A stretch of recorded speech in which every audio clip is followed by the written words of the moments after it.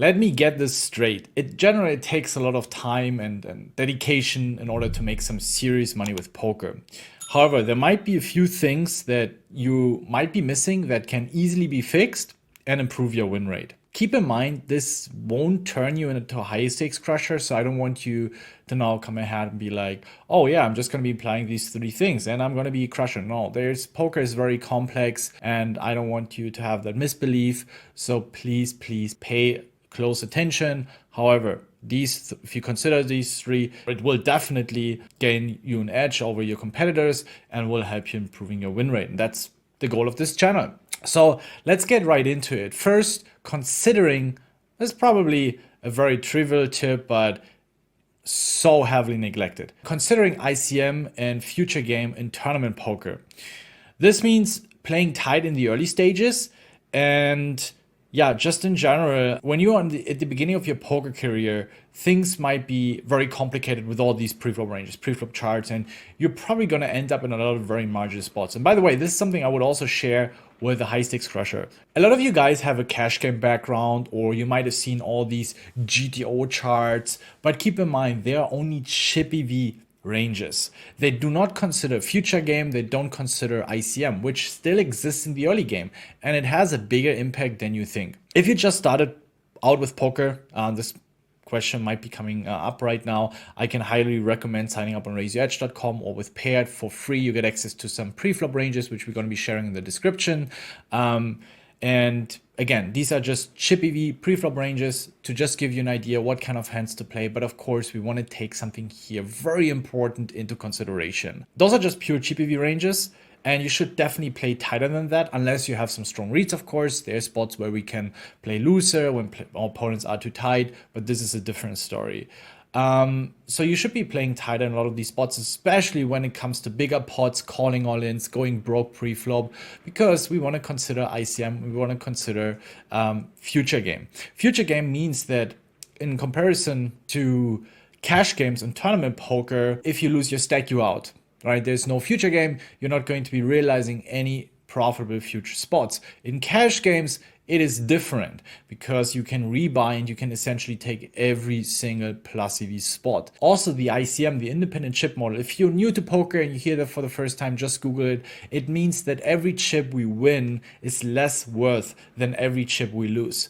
Tournament poker, or especially when the independent chip model is involved also in sit and goes, poker becomes more of a surviving game because every single chip you lose is way more important, or it's more important to keep that one chip than actually winning a chip. Doesn't mean that we're not looking forward to winning chips, but very often when it comes to situations where you might have a profitable call or an all-in or bluff according to chip EV just by accumulating chips, but just by considering chips, it doesn't necessarily mean that it's a profitable play if we consider ICM. And in fact, a marginal chip EV play might turn into a minus EV play if we consider that impact of ICM. However, I can make a separate video on that. If you don't really know what ICM is, I don't know, let me know in the comments.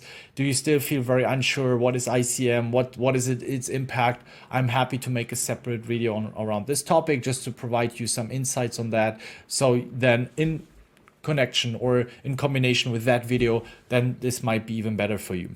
But let's focus on the pre-flop part here, where I want to tell you that, yeah, you should be playing tighter. You should consider that. And essentially every single spot where, yeah, you're supposed to call off, call an all-in or call a reshove, or even then for post-flop, you can take it further, that whenever you're in a margin spot, and you guys, even though you might not know everything, I don't know everything either in poker, but very often I know, okay, I know this is a margin spot, and whenever you have to tank a lot or you're not really sure, it already shows you're not printing the word right. If you have a good hand, you know, we have a clear value, but very often we have no-brainers. But when you're not sure, always consider, very likely it's going to be either slightly losing or slightly winning in a chip EV environment. So if you could then start considering, it's like, well, if you consider the ICM impact, then we should probably be folding our hand. If we then also consider the future game in tournament poker, which means that, let's say you have 30 big blinds, that you still have 5, 6, 7, 8 more orbits. And it's more likely that you will get a higher EV spot than the one that you're putting yourself into. And if you keep realizing, if you keep taking those marginal spots where, you're might be gaining 0.01 big blinds by pulling off a 40 big blind bluff, or you're calling off a 30 big blind rejam that is like slightly winning, but then you are missing out on these profitable spots in the future in the next few orbits. And yeah, you might be saying, well, then I might have a bigger stack. Well, this doesn't really count because, again, you're also losing your stack. So we always need to look at both sides of the coin. Just because you have the chance to double up, especially in the early game, mid game, it's far away from the bubble. There's nothing to exploit. There's nothing to abuse. The bigger stack does not help you in the early game or mid game. So that doesn't really count and doesn't make up for losing a significant amount of EV. And of course, also, if you're the member of the Channel Masterclass, in case you're watching right now or new, don't forget or don't worry, all the ranges are customized. So all the preflop ranges have this considered, the ICM and future game impact. So they're way different than the chip EV, just pure GTO ranges. So yeah, don't worry about that. And they're way more applicable to the real life and are way better. And just by knowing this, you can already make much better laydowns with marginal hands. And something that I would say helps me also to survive the early game way more often than others is just by considering this, right? This is not rocket science.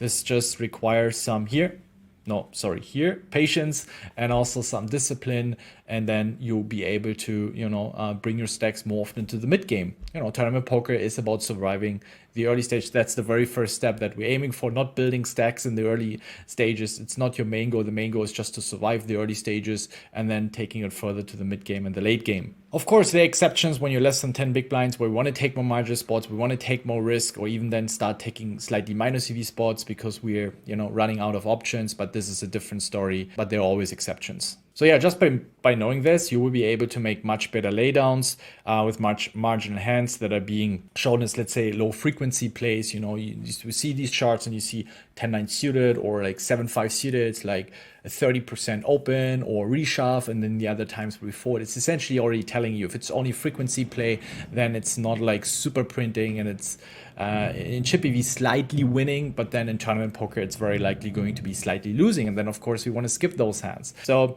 just by knowing this will already help you. And remember, if you consider ICM a future game, these plus EV chip EV spots will turn minus EV in tournament poker.